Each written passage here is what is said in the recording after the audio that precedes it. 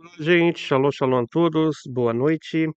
Estamos iniciando então nossa aula de hoje. Estamos entrando na aula de número 12.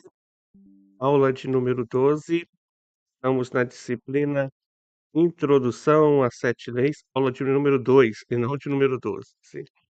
Entrando na disciplina Introdução às Sete Leis. Na semana passada nós iniciamos falando sobre Adão, o primeiro homem. Em hebraico nós chamamos de Adam Arishon. Adão, o primeiro homem, então ele tinha recebido 6 das 7 leis que nós temos. Ele era proibido de idolatria, proibido de blasfêmia, proibido de derramar sangue, de roubar, de praticar atos imorais, e era ordenado a praticar justiça. Vimos que ele não tinha ainda a ordem expressa de não comer um órgão de animal vivo, exatamente porque Adão, ele não poderia usufruir de uma parte para o seu próprio proveito, não estava liberado aos seres humanos ainda, comerem animais. Então daqui nós sabemos sobre isso. Então é muito importante nós entendermos alguns pontos que aqui nós estamos mencionando, correto? Então vamos falar agora sobre alguns desses pontos que estamos então a mencionar aqui nesta aula de hoje. Entre esses pontos, vamos abordar também por que, afinal de contas, nós somos conhecidos como os Benei Noah, né? O que Benei Noah?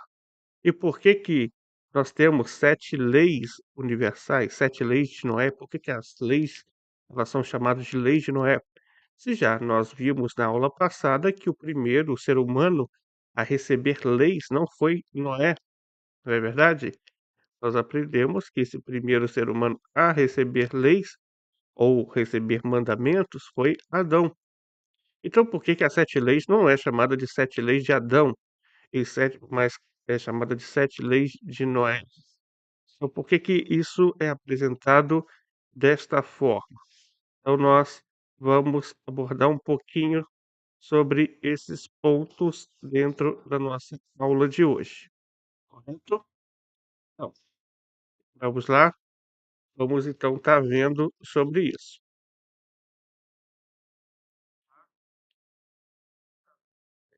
Então, primeiramente, a gente vai ver o seguinte, o que aconteceu com o mundo depois que eh, o mundo, o que aconteceu com o mundo na época de Noé, ou Noa, como nós falamos em hebraico. O que aconteceu e por que as pessoas, por que Hashem resolveu trazer um dilúvio sobre toda a humanidade? Então a gente aprende algumas coisas sobre isso.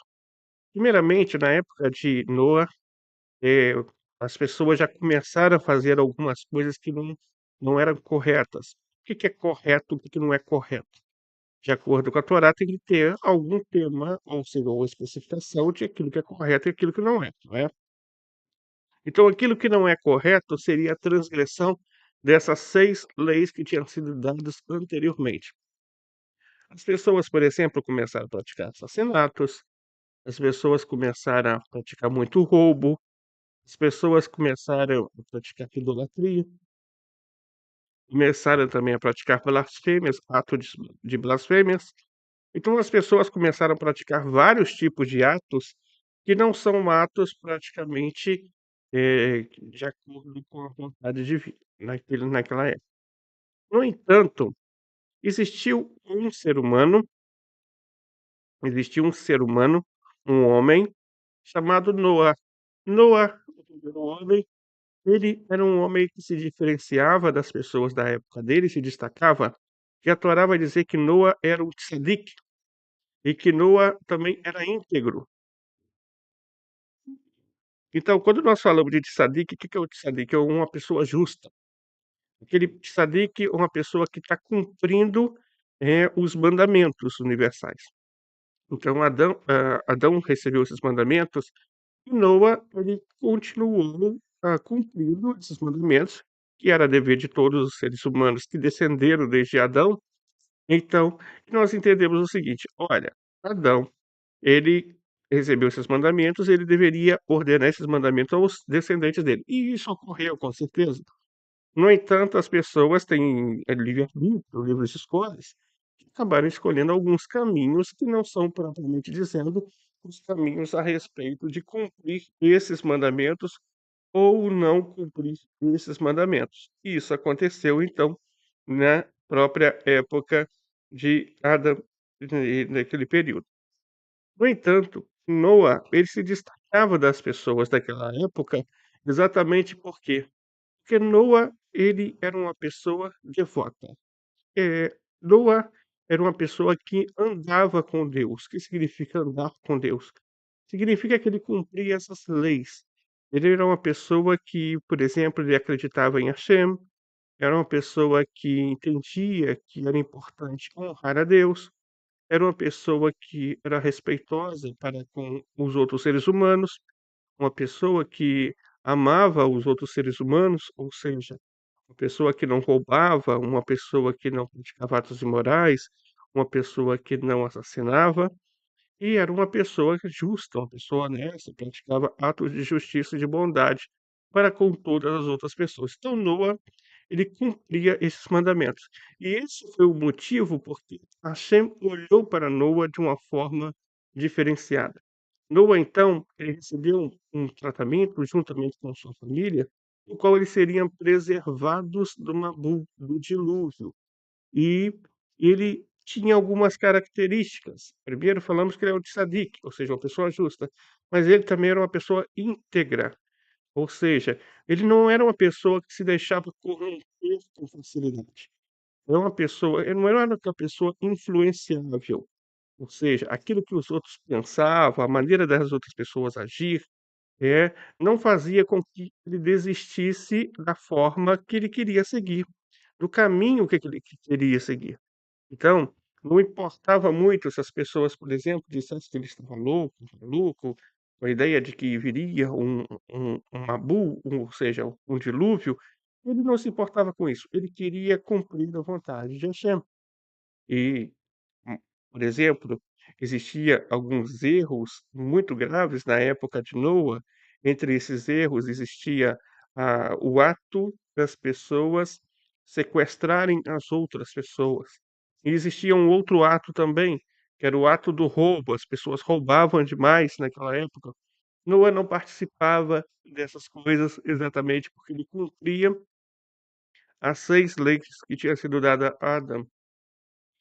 E Hashem diz que Hashem, ele favoreceu Noa, ou seja, Noa achou graça aos olhos de Deus, ou seja, ele foi favorecido. Favorecido por quê? Favorecido pela integridade dele, favorecido pela justiça que ele praticava, favorecido porque ele não era uma pessoa que se deixava influenciar com facilidade. Então isso fez com que ele adquirisse mérito através de quê? Das leis que ele cumpria. E por que que as pessoas na época de Noa, elas foram então condenadas com o dilúvio? Porque elas não cumpriam aquelas leis.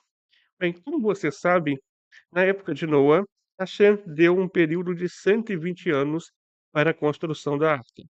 E durante esse período de 120 anos, seria o momento em que aquela geração ela poderia retornar das transgressões delas. Ou seja, elas poderiam voltar a praticar os mandamentos que tinha sido dado a Adão. E assim, o dilúvio que viria, se transformaria em uma chuva que abençoaria a terra, em vez de ser algo que exterminaria todos os seres humanos.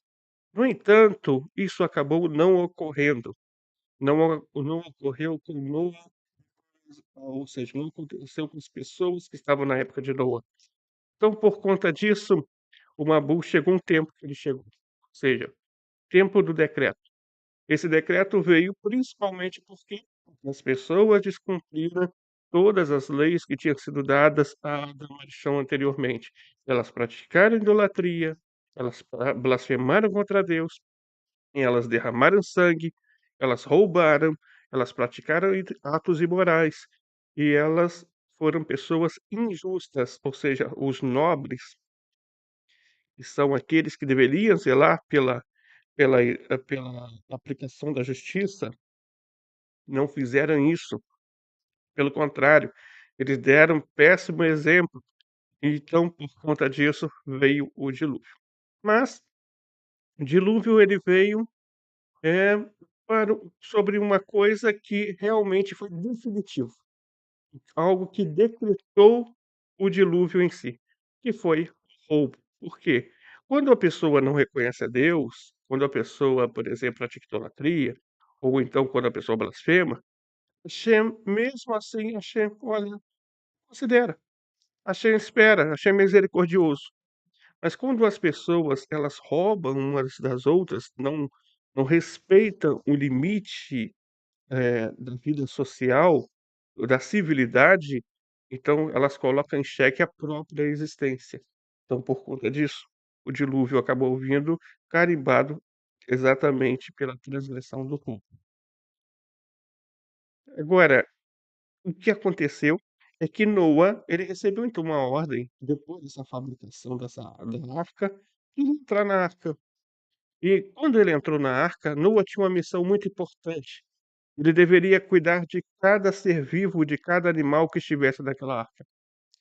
Com Noa, entrou a esposa dele, Naamá, entrou os 3 filhos, Shem, Cam e Jafet, e entrou as 3 esposas dos 3 filhos. No entanto, durante aquele momento que eles estavam na arca, eles tinham um trabalho duro, um trabalho difícil. Eles teriam que alimentar todos aqueles animais ali durante esse decorrer de um ano. A chuva começou a cair durante 40 dias inteiros, né, 40 dias e 40 noites, só que depois a chuva cessou. Só que neste momento as fontes termais do subsolo começaram a se romper e as águas dos geysers, ou seja, as águas ferventes, começaram a acumular sobre a superfície da terra. Lembrando que aqui a Torá fala de superfície única ainda, porque não existia a divisão continental que vai ocorrer depois do dilúvio. Então aqui a superfície ainda era uma superfície única. A humanidade era localizada em um único local, geograficamente falando. E isso fez com que toda a vida ela perecesse em pouco tempo. Só que Noa ainda teve que aguardar durante um ano. Durante um ano, ele teve a tarefa de poder cuidar de todos aqueles animais. A tarefa de poder estar servindo a Deus de uma forma muito especial e, inclusive, o Midrash vai dizer que Noa não dormiu durante um ano, ou seja, Noa passou um ano sem dormir. Então, mostra o quão ficou, aplicado aquela missão que o Criador deu ele. Chegou o momento de Noa sair da arca. E quando Noa saiu da arca, ele fez um altar a Deus e sacrificou lá os animais. Por isso ele tinha separado animais puros. Por quê? Porque ele queria prestar um culto a Deus, servir a Deus. E durante aquele momento, Hashem, então, ele passa a repetir as leis que tinham sido dadas a Adão Arishon, Adão, o primeiro homem. Ou seja, de não blasfemar, não praticar idolatria, não roubar, não praticar imoralidade, e praticar justiça, né. Essas regras todas, elas foram repetidas. Quando você vai ver a palavra "minha aliança", ela aparece 7 vezes no capítulo 9. Por quê 7 vezes? Aí o Talmud explica que cada vez que a palavra "essa é minha aliança entre mim e vós" aparece, significa que Hashem estava repetindo novamente todos os mandamentos que tinham sido dados a Adão e Rishon. Só que agora, Noa, por ter cuidado dos animais de uma forma tão especial, ele e os descendentes dele acabaram recebendo mais um mandamento, a ordem de não comer um órgão de animal vivo. Está escrito lá no capítulo 9, versículo 4. E um animal com seu sangue, sua alma, não comerás. Ou seja, enquanto o sangue estiver circulando no animal, e aquele animal não estiver completamente abatido, nenhuma parte daquele animal pode ser retirada dele. Somente depois que ele parar de agonizar e ele estiver completamente morto, aquele animal então poderia ser comido. Então, deste momento aqui, Nós vemos que a Noa foi completado as 7 leis universais. A Noa foi completado. Eram 6 que tinham sido a da maldição, só que a Noa foi completado. E Hashem fez um pacto universal. Porque, como você sabe, de Noa e da esposa dele, dos filhos de Noa, Quem, ou seja, de Cam, Yafet e Shem, nascem toda a humanidade. A humanidade recomeça a partir deste momento. Exatamente por isso, todos nós, ou seja, todos os seres humanos, são chamados de descendentes de Noé. Ou seja, todos os seres humanos, todos sem exceção, eles são Bnei Noa. Logo, todos os seres humanos têm o dever de cumprir essas 7 leis representadas no arco-íris. Ou seja, o pacto firmado com Noa e com todas as gerações posteriores a ele, que dá segurança ao mundo, da existência da segurança do mundo e da civilidade, através das 7 leis universais dos filhos de Noé. A partir desse momento, então, os seres humanos, eles tinham uma regra definitiva para recomeçar a humanidade do zero, cumprindo e se conectando com o Criador. Essas 7 leis, inclusive, ela te conecta você ao Criador, porque você é descendente de Noé também, não somente eu. Não importa em qual família que você nasceu, não importa em qual local que você esteja, você é um descendente de Noé. Tal como descendente, nós temos o dever de cumprir essas 7 leis, não somente por questões éticas, mas também como uma missão de vida. Então, exatamente por isso, toda a humanidade é chamada de Bnei Noa, e por isso nós chamamos as 7 leis de Noa, porque a Noa foi completada as 7 leis. E Bnei Noa, porque toda a humanidade começa diretamente de Noa. Agora, na próxima aula, nós vamos falar sobre um outro ponto. Por que, afinal de contas, se toda a humanidade é Bnei Noa, descendente de Noé, por que que nós, ou seja, todas as nações têm as 7 leis universais para cumprir, enquanto o povo de Israel tem 613 mandamentos? O que que aconteceu depois disso? Nós vamos chegar lá. Agora nós vamos estar abrindo para perguntas. Se você tiver alguma pergunta, só digitar aí no chat.